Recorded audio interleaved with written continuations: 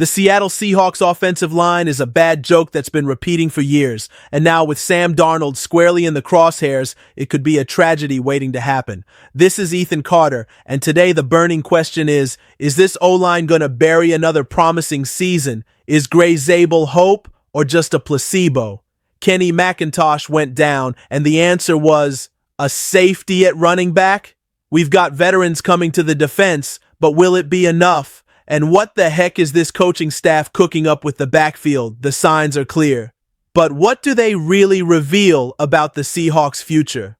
All right, my fellow 12.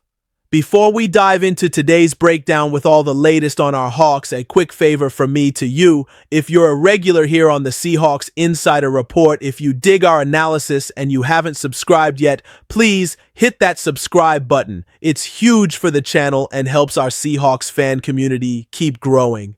Thanks so much for your support. No use sweeping it under the rug. The Seahawks offensive line continues to be the silent bleeding wound, snap after snap.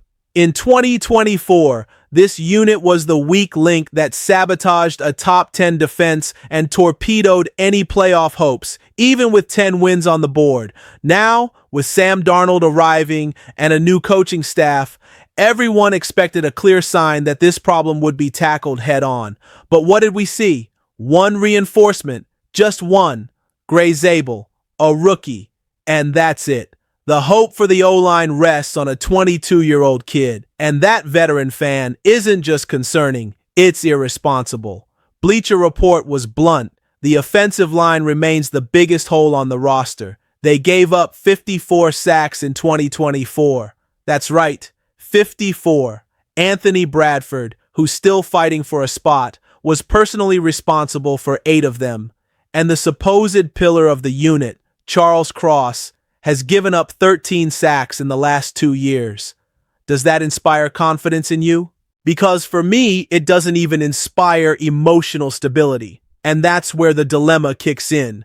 Darnold did well in Minnesota because he had protection.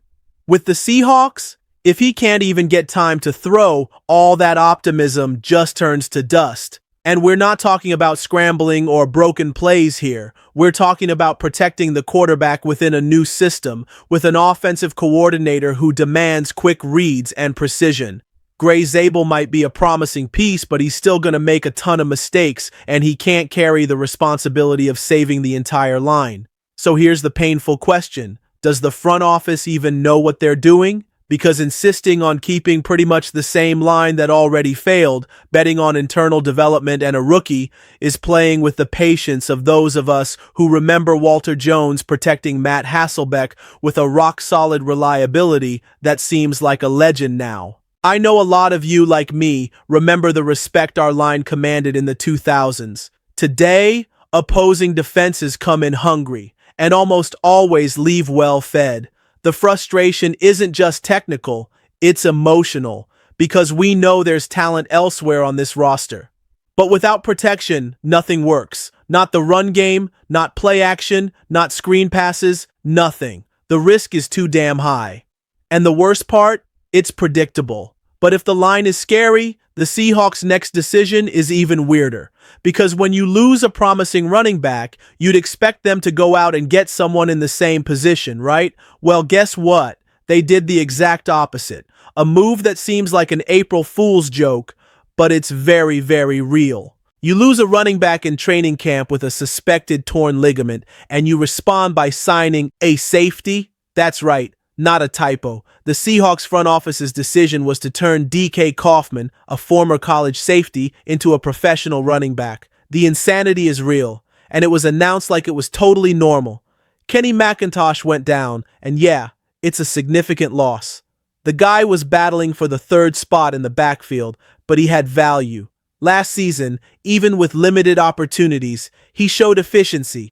5.5 yards per carry, 172 yards on 31 attempts. Nothing spectacular, but promising, especially when you consider his impact on special teams, with 173 snaps. So when the injury news hit, the expectation was for a minimally logical replacement. Jamal Williams, Gus Edwards, Jeff Wilson? Nah. The front office pulled a name out of their hat who participated in minicamp as a tryout. played safety at 3 different colleges, Vanderbilt, Auburn, and NC State, and who, get this, didn't have a single snap at RB in college. That's right, not one. The argument? Oh, he had 12.3 yards per carry in high school. Seriously? That's a stat from an old DVD, not NFL scouting. Sure, Kaufman is a good athlete. A 936 RAS score is no joke. Explosive, strong, aggressive. But professional running back demands vision, gap reading, timing with the O-line, ball protection, pass protection. And he's just now entering a new system, under pressure, with a group of RBs that already has Kenneth Walker III and Zach Charbonnet owning the position. It's highly unlikely he makes the final 53. Maybe the practice squad, maybe. Now, let's be real. Why this gamble? Why improvise instead of looking for an experienced market name, even if it's just to plug the hole until September? The answer seems to be in the cap, and maybe a strategic vision. McDonald wants to see who's adaptable, who learns fast. Kaufman might not be a natural RB, but his experience as a returner, his effort in drills, and his versatility might be worth it as a long-term investment. The problem? That doesn't solve anything in August. It's a test, an experiment. And the truth? It sounds more like desperation disguised as boldness. Worse, it highlights the lack of depth in the backfield after the 2 starters, and that could cost us dearly. Because if something happens to Walker or Charbonnet, are we going to rely on an ex-safety and 2 undrafted rookies? This kind of decision shows more than just a gamble. It shows the fine line between innovation and recklessness. And speaking of reinforcing fragile areas with little money, there's a piece on the defensive radar that could change everything. Amidst the silent chaos of the offensive line and the crazy gambles in the backfield, a possibility finally emerges that makes sense and brings real tactical hope. The Seahawks are considering signing Chris Barnes. And if you scoffed because he's not a big name, take a deep breath and listen closely. This could be the smartest move of the offseason. At 27, with 5 seasons of experience and a mentality that combines quick reads with discipline against the run game, Barnes represents exactly the kind of silent reinforcement that changes the behavior of an entire unit, especially in a linebacker group that's currently thin and unbalanced. The defense, as we know, already has Ernest Jones IV extended until 2028.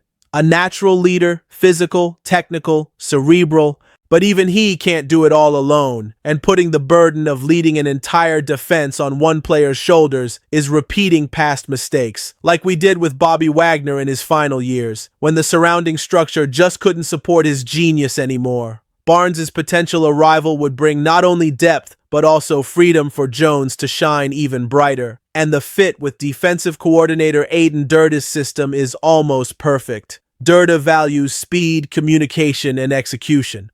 Barnes offers exactly that, with the advantage of having already played in multiple schemes and knowing how to adapt quickly. And get this, with Barnes, McDonald could line up nickel packages where he plays Will, and Jones plays Mike, giving more tactical flexibility to cover athletic tight ends and outside runs. It's the kind of solution that in practice is worth more than a lot of big money names. Plus, Barnes contributes on special teams. And that, in a roster that has prioritized youth and rotational depth, is pure gold. For around $1.6 million, he would fit the budget and still allow maneuver room for future or emergency reinforcements. Want more? Barnes' presence could accelerate the development of young guys like Josh Ross, who currently seems too green for an immediate backup role, and of course, keep Jones rested in key game situations, something we desperately need to fix after the team's physical collapse in the final quarters of games last season. This potential signing smells like intelligence, like timing, like the right reinforcement at the right moment, but nothing's been signed. It's still advanced speculation. And what's most concerning is, if the front office hesitates too long, another team could swoop in. And then, we're back to relying on luck.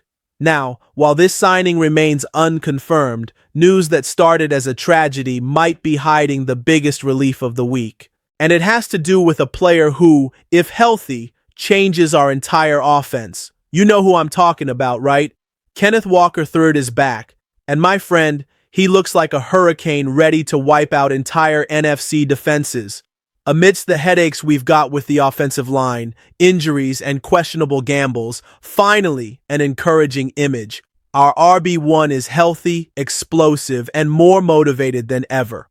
On the first day of training camp, Walker showed up with that fire in his eyes that only true difference makers carry.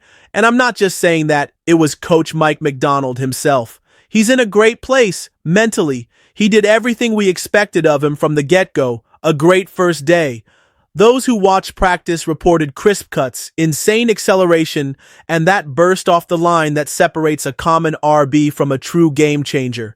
And that matters a lot. Because without McIntosh, with Charbonnet still being a complementary piece, solid but complementary, and with the depth options boiling down to undrafted rookies and an ex-safety trying to learn the offensive playbook, Walker has become even more essential. Last year, even missing time with injuries, he ran for 573 yards and 7 touchdowns in just 11 games. And what's more, even physically limited, he maintained a respectable average of 5.2 yards per touch on designed runs outside the box. That shows how dangerous he is in open space and why the offense relies so much on his presence to destabilize opposing defenses. Now, with McDonald's new scheme and a greater focus on quick read plays, Walker could become the most lethal piece of the system. Especially if we can open even minimal gaps on the line, just enough for him to put his foot in the ground and explode. The relief of seeing him healthy is enormous. But at the same time, it exposes the risk. We're putting all our eggs in one basket. Any new injury to Walker would be a complete disaster because, let's be honest, trusting that Damian Martinez, George Holani, or Jacardia Wright can carry the load alone right now is too much optimism. They're young, raw, inexperienced. They might even surprise us, but they can't carry the piano. And Kaufman? We've already talked about it. He's a project. Walker's brilliance in training camp calms the fan's soul, but it can't hide the fact that the front office is dangerously flirting with imbalance. The offense has talent, it has pieces, but it lacks structure. And without that, no explosion can fix it. And that leads to the question that wraps everything up. Are we really building a competitive team or just delaying an inevitable collapse? What we've seen today aren't isolated facts. It's a pattern that screams, we have talent, but not structure. The O-line is still trash. The improvisation with DK Kaufman reveals desperation, not daring.